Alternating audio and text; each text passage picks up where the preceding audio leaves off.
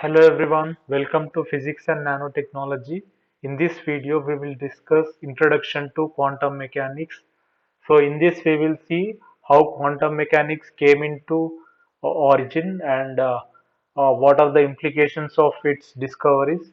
So in this regard, we will discuss energy quanta, and wave particle duality, de Broglie hypothesis, uncertainty principle, and Pauli's exclusion principle, and how energy quanta can explain these three phenomena: black body radiation, Compton scattering, and photoelectric effect. And we will see why classical physics failed to explain the phenomena, that is, black body radiation, Compton scattering, and photoelectric effect. So, as classical physics failed to explain these phenomena, then quantum mechanics came into existence and energy quantum is defined, and in that way it had developed. And to solve the problems of quantum mechanics, then we got into wave particle duality, de Broglie hypothesis, and next the uncertainty principle, which is equally important in the next, and Pauli's exclusion principle. So based on these three, we have developed some understanding about quantum mechanics. And yeah, so firstly, let's see. Uh, in so first, let's see energy quanta. So here, suppose like if we want to analyze behavior and characteristics of electrons in a semiconductor, this can only be described by the formulation of quantum mechanics, which is also called wave mechanics. So the essential elements of the wave mechanics are described using the Schrodinger's wave equation. And uh, so the origin of quantum mechanics, as we have seen, is this photoelectric effect and black body radiation, Kaplan scattering. But later on, when the quantum mechanics was developed, then it led to understanding the behavior of electrons in a semiconductor and so forth. So there are three principles that we need to consider in this understanding quantum mechanics. That is the principle of energy quanta, the wave particle duality principle, and the uncertainty principle. Based on these three principles, we can understand what is quantum mechanics or how quantum mechanics uh, is formulated. Uh, so these are the elements that is involved in understanding the quantum mechanics. So, firstly, the principle of energy quanta. So, how this came into existence? We have black body radiation, but classical physics, which is based on the Newton's laws, it failed to explain the black body radiation. Now, here, black body radiation, it is a just thermal electromagnetic radiation emitted by a black body. So, in this, there are two observations that are there. That is, it has two observations. The first observation is radiated power density, whose unit is watt per meter square. It is given as E is equal to sigma temperature power 4, where sigma is constant. So, from this equation, we can understand that this radiated power density is depending only on temperature. Sigma is anyway constant. So, it is only depending on temperature and it is not depending on the type of material or shape of the black body. Second observation is when temperature of the black body increases, energy from black body increases and the wavelength at which maximum intensity occurs decreases. This is Wien's displacement law. So that we can see here for different temperatures like 3000 Kelvin, 4000, 5000, and 6000. So we can see that for as we increase the temperature for 6000, we are getting maximum radiated power density at 483 nanometer, and for 5000 Kelvin it is occurring at 580 nanometer. For 4000 Kelvin it is at 724 nanometer, and similarly we have for 3000 Kelvin which is occurring at 986 nanometer.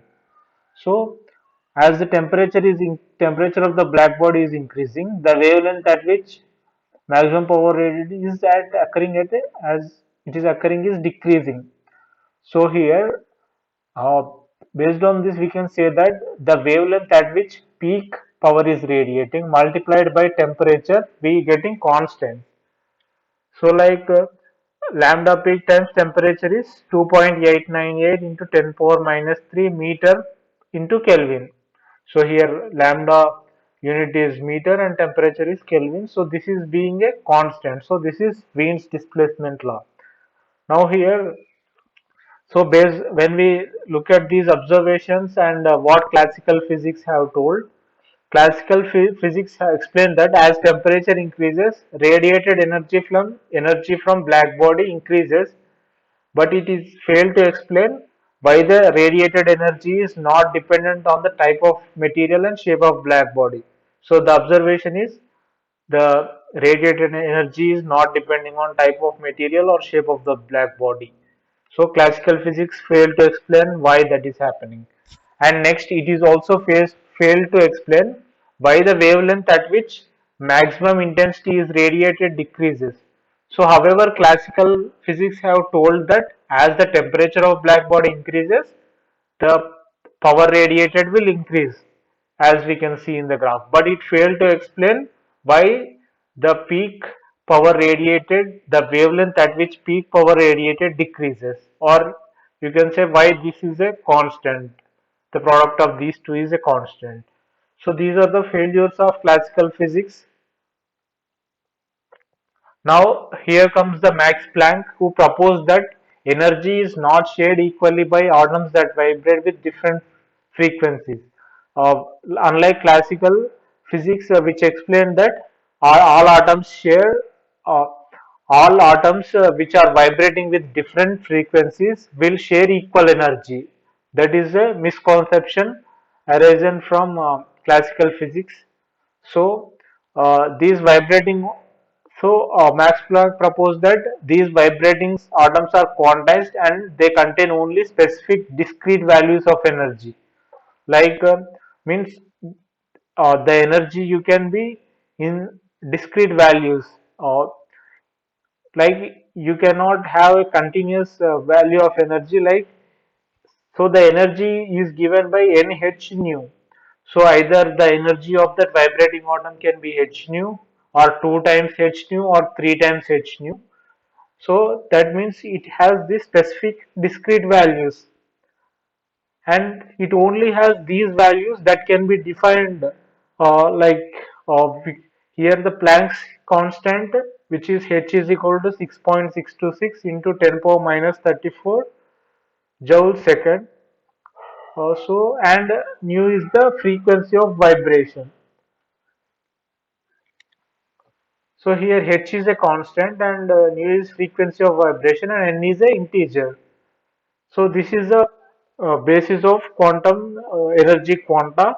Now the difference between the two consecutive discrete energy values is extremely small. Like if we take two consecutive discrete energy values like h nu and 2h nu. If you substitute 2h nu minus h nu, you will end up getting h nu, which is a that value is very small. So as that value is very small, the energies, so the scientists in the past couldn't identify that the energy values are discrete. So they thought that it is continuous, like the difference between two discrete energy levels is very small. So it is like almost the same. Suppose if we take suppose a value E and discrete value E, and if you add the difference between two consecutive discrete energy values, then the value will be almost same. So the difference is negligibly small. That's why scientists couldn't identify they are discrete, and they thought it is continuous. Now the next phenomena is Compton scattering. So here in the Compton scattering is the scattering of a photon by a charged particle like an electron. So whenever photon hits a charged particle, it results in a decrease in energy. So the energy of the photon decreased, which means that its wavelength is increased of the so uh, because of that, then this photon is of an X-ray or gamma ray photon. So this is called the Compton effect. So here the photon hitting the charged particle electron is a X-ray or gamma ray photon. Now the part of the energy of the photon, it is transferred to the recoiling electron. Now, so the energy of the photon is being transferred to electron, or inverse Compton scattering also can occur. That is, charged particle can transfer energy to the photon. Hence, classical physics failed to explain Compton scattering as well. And similarly, it also failed to explain the photoelectric effect. Now, this is an experiment which demonstrates the inconsistency between the experimental results and the classical theory of light. Now, if a monochromatic light is incident on a clean surface of a material, under certain conditions, electrons are emitted from the surface. Now, also here, what classical physics is telling is that if the intensity of the light is large enough, the work function of the material will be overcome and electron will be emitted from the surface of the material independent of the incident frequency. Now this result is not observed experimentally. So what the experimental results instead show is that the electrons are dislodged only when light exceeds a certain frequency. So regardless of the light's intensity or duration of exposure.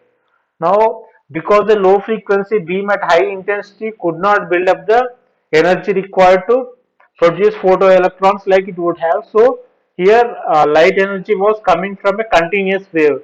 Now here light energy is dependent on frequency, so which suggests that light energy depends on frequency.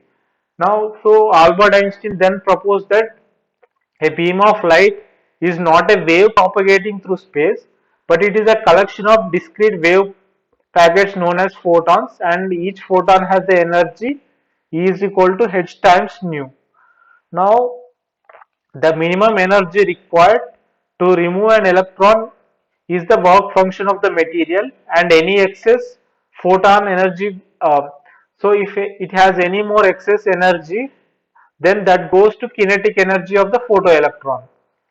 So this results was confirmed experimentally, and the photoelectric effect shows the discrete nature of photon and demonstrate the particle-like behavior of the photon. Now what would be the kinetic energy of the ejected photoelectron? It could be like uh, the kinetic energy of mv square is equal to h nu minus phi. So h nu is the energy of the incident photon and phi is the work function. So if that h nu minus phi will give us uh, the kinetic energy. Now here phi can be written as h nu naught, where h nu naught is the minimum energy or work function required to remove an electron from the surface. So then after having an understanding of failures of classical physics and origin of quantum physics, then the challenge was to develop a theory to further explain quantum mechanics. So it's not here, it's not enough, but still the theories have to be there to understand the how quantum mechanics is working. So in this regard, we get to wave particle duality or de Broglie hypothesis. So the particle behavior of electromagnetic waves explains the Compton effect and photoelectric effect. Now in 1924, de Broglie postulated the existence of matter waves. He suggested that since waves exhibit particle-like behavior, so particles also should be expected to show wave-like properties. So this is how we can understand that. So like if waves have particle behavior, then particles also will have wave behavior. So both should exist. So the hypothesis of de Broglie was the existence of wave particle duality principle, and the momentum of a photon it is given by P is equal to h by lambda. So where h is Planck's constant and lambda is the wavelength of the electromagnetic wave. Now that will give the momentum of photon. Now here de Broglie hypothesis that the wavelength of particle, like any particle, also can be expressed as lambda is equal to h by p momentum, where h is Planck's constant and p is the momentum. Suppose a person, uh, a ball ejected from hand, it also has a wavelength. So that wavelength is given by h by momentum of it. So let's say it has a momentum is equal to mass into velocity. Let's say it has a mass of 1 kg and a velocity of 1 meter per second. So we will get lambda is equal to h by 1, 1 into 1. So wavelength is 6.626 into 10 power minus 34 meters. So which is a very small wavelength, so that we cannot identify that wavelength, but it has wavelength, but we cannot perceive that. Hence p is the momentum of particle and lambda is known as de Broglie wavelength of the matter waves. So now it is generalized to all the particles, that is matter waves. Now this wave particle duality principle of quantum mechanics, it applies primarily to small particles such as electrons. So actually it exists for any particle, but for analyzing or for this phenomena is only significant to understand small particles like electrons. It could also shown it could have it would have it is also shown that it is applied to protons and neutrons. Like beam of electrons, these show diffraction when passed through slits, similar to that of light, suggesting a moving electron has wave nature.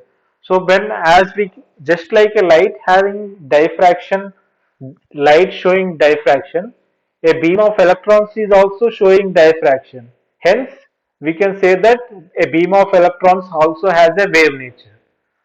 Now, quantum phenomena is exhibited when size of the particle is compared to de Broglie wavelength of electron in the Bohr orbit, or when the speed of the particle is compared to speed of light. So here quantum phenomena it will be exhibited based on two things. Either it is defining based on either size or speed. If the speed of the particle is comparable to light, then it is applicable, or in another cases also any one should be there, any one condition, that is either its size should be as small as de Broglie wavelength of electron in Bohr orbit. So in these cases quantum phenomena will be exhibited. Now for very large particles we can also show the relevant equations, but those equations will be reduced to classical mechanics. So as the particles are larger, so classical mechanics is very well, it is able to explain uh, the behavior of those large particles.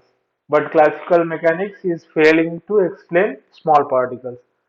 Now, the wave particle duality principle, it is the basis on which we will use wave theory to describe the motion and behavior of electrons in a crystal.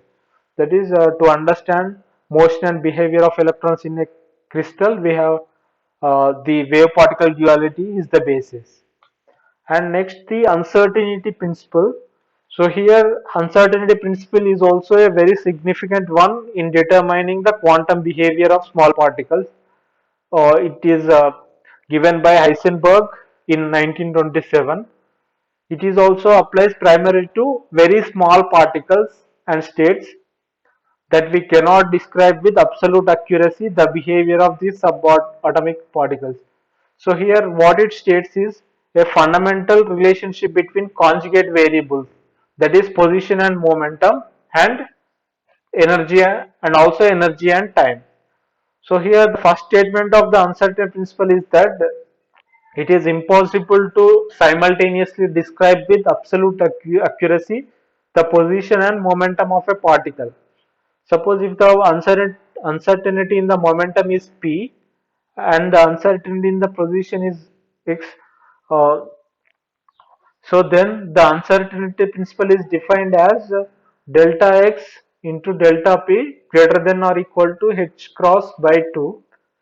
Now here delta x is error in finding the position and delta p is error in finding the position.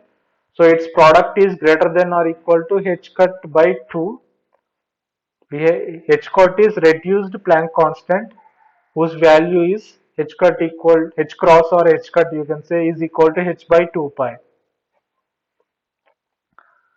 Now here the second statement of uncertainty principle, it is impossible to simultaneously describe with absolute accuracy the energy of a particle and the instant of time.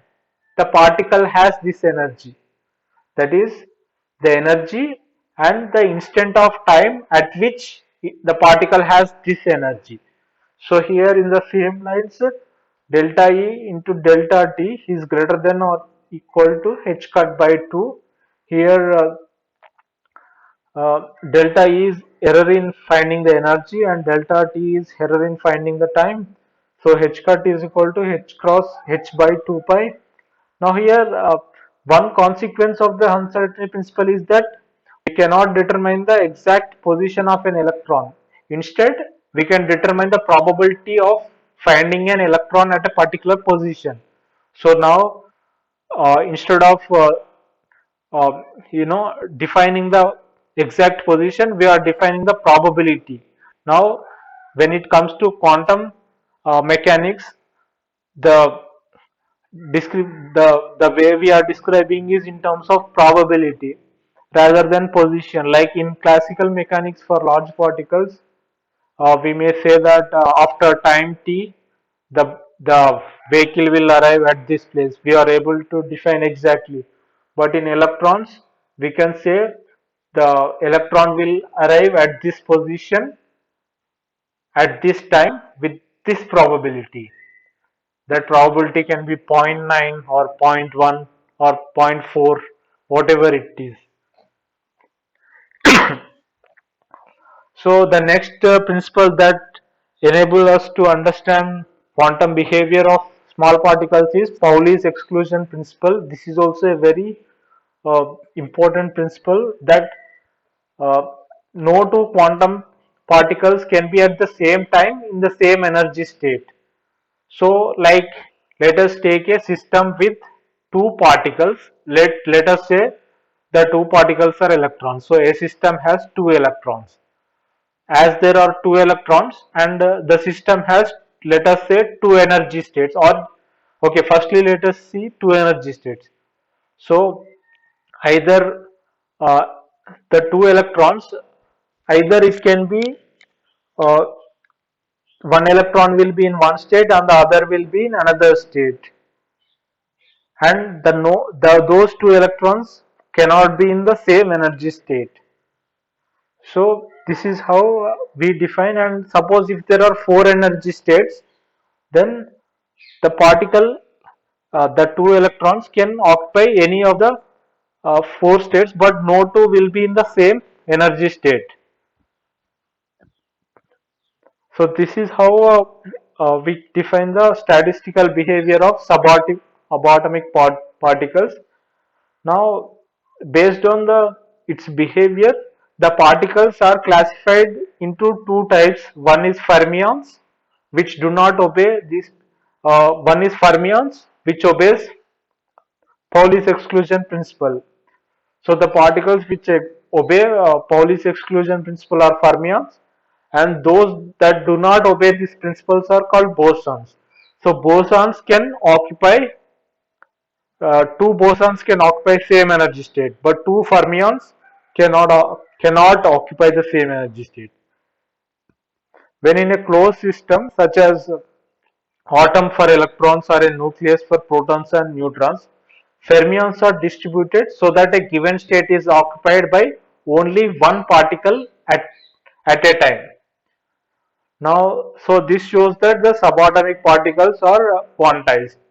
So, here, so we have seen the course of how it evolved, uh, like with failures of classical physics, and in this lecture we have seen how the behavior of small particles is different, and how uh, we came to understanding with the very important principles like uncertainty principle, Pauli's exclusion principle, and de Broglie.